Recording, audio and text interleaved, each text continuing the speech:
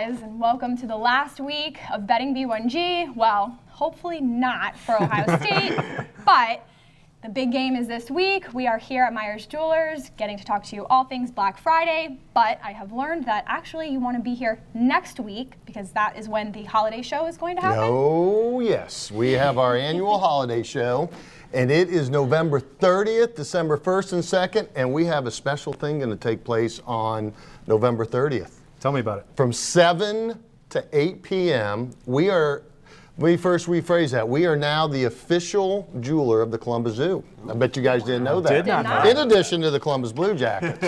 But on top of that, we're having our event, and we're having a party from 7 to 8 p.m. that night, and we're going to have the animals from the zoo come here. Wow. So what do you think of that? So if everybody comes, there'll be food, drinks, great deals on jewelry, and lots of animals from the zoo. All right. Thanks, Jeff.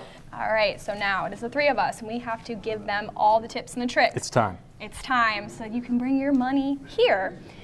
Purdue at Indiana. Purdue is a 4-point favorite, Old Oaken bucket game. Probably Jeff Brom's last game, and I think, man, that performance for the Boilermakers last week, holy smokes, it was like they were ready for him to be gone already. Right. Yeah, this one, Tim and I were talking about how to finish out this slate of games. It was tough to find 6 that were intriguing enough to break down a rivalry game. The winner gets to go to a bowl. We thought this would be interesting enough, and I'm feeling crazy about it just because I can't get that last performance out of my mind for Purdue. And I've been burned by Indiana a number of times, but it's the last week of the regular season, so I think I'm going to do it again, Tim. This is a really challenging game. As every why do we do this? I don't know. I don't know why we pick the games around like that. I don't know. But yeah, it's an interesting game in a week's slate that has few interesting games outside of the big ones, obviously. Yeah. This is a fun Big Ten game where the winner goes to a bowl, the loser does not. And I think Purdue, you worry about teams that their coaches being rumored for jobs all the time, right? Are they going to come out and actually play the way they normally do? I'm going to take Purdue here, though. I know they're on the road. I think that they've just got a little bit more firepower than Indiana does, and Indiana's just like the heartbreak team with the Big Ten. They're always right there and can never find a way. Yeah, they're going to do it though, Tim. Okay. Last time's a charm, right? Yeah. Number 3, Notre Dame at USC. Notre Dame is a 10.5-point favorite. USC is struggling this year. Yes, they are. Is that an understatement? That is absolutely an understatement. Talking about coaches, Clay Helton is not leaving for another job, but he's going to be unemployed very soon. Looking for a job, yes. He'll be looking for one. This USC team is a disaster. You have that rivalry factor where USC will actually talk about wanting to throw the records out and mean it because theirs has been so terrible this year. Notre Dame doesn't want to forget about what they've accomplished, obviously, and what is in front of them. I just don't see any way. We've talked about September being unconvinced about how much quality there was for this Irish team, but they've proven it. Yeah. The schedule's been challenging enough. They're undefeated. They absolutely destroyed Syracuse in a game that we picked last week that I did not do well on. And either. Yeah, so I guess this is just their year. I don't think that they're a team that can win in the playoff, Right. but I think they're going to get to 12-0, and I'll lay the points there as well. Yeah, I'm going to do the same. For the first time this season, I think picking Notre Dame. Yeah. I just think that they've proven it every week, and it's about time, they get rewarded for that. I think they know kind of what's at stake. They're much better. USC is a train wreck in all aspects. Right. And Notre Dame is 11-0, about to be 12-0, and going to go to the playoff. I don't think that they'll challenge Clemson or whomever they might match up with in the playoff, Yeah. but they've certainly earned their spot if they go out there and take care of business, and I think they will. Yep. All right, you guys agree. Number 6, Oklahoma at number 12, West Virginia. This is a pick'em game. Ohio State should root for West Virginia. Are they going to really? Are you guys? Yeah, this is West Virginia last week blew that 17-point lead against Oklahoma State in a game I thought that they controlled in that first half and then kind of just fell apart. I would feel much more confident betting the over in this game. There won't be much defense. Yeah, there will not be much defense being played. here this week. But I think West Virginia still has, they're obviously not going to make the playoff anymore with a second loss, but can still, make the Big 12 championship game with a win, playing at home. Short week. Oklahoma's got to travel across the country. I think I like West Virginia here to cause a little chaos. Yeah, this was exactly the kind of chaos that I thought was going to happen to the Big 12, where they were going to doom themselves and knock their league entirely out of the race. First part of that happens with them going down against Oklahoma State. The second part is going to happen this week. They'll be fired up and motivated. They still can do some things to shake up the race. And Oklahoma's defense, what really drove me crazy about last weekend, Tim, you've seen this happen, is like Ohio State's criticized for squeaking by and giving up a lot of points, and rightfully so to Maryland. And then everyone says, oh, Oklahoma runs through Kansas 55-40. Oh, great. Very impressive performance, giving up 40 points to Kansas. Well, West Virginia is much, much more capable offensively than that team, and they're at home. So if you're giving, even in a pick 'em situation, I'm going to take the Mountaineers. Well said. Number 16, Washington. At number 7, Washington State. Washington State is a 3.5-point favorite. OSU should be rooting for Washington. Should I even say it? I know where you're going with this one. The Huskies are going to get it done this week. The Pac-12 doesn't deserve to remain in the conversation for the playoff as well. Mike Leach is due for another one of his vintage eggs where his team can't get it done when he's on the brink of accomplishing something. So give me UW here. Yeah, I'm going to take Washington as well, even though they're on the road. I think they'll win this game outright. They've kind of dominated this series. I think won the last 5 in a row over Washington State, and I think the last 3 have not been close at all, no matter where they've been played.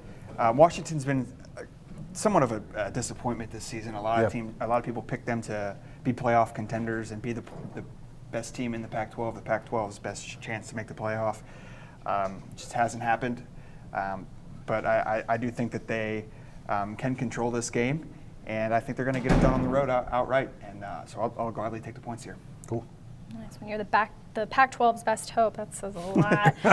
Auburn at number 1, Alabama. Alabama is a 24.5-point favorite. This is the Iron Bowl. This is a big deal for them. Can Auburn do anything with this team? Can my hopes of somebody taking them down actually come true? Not this week. Not this week, no. That spread is a little bit wild, though, Tim. This is what time you see crazy stuff happen in the Iron Bowl almost every year, or at least it seems that way. That might not be the reality if you look at all the scores over the years, but crazy stuff happens in this game. There will be so much passion, noise going on. Always happens in this game. It's a fun one to watch. So I think at that amount, Alabama's great. We've seen that. They're going to win against Auburn, but I'm going to take those points.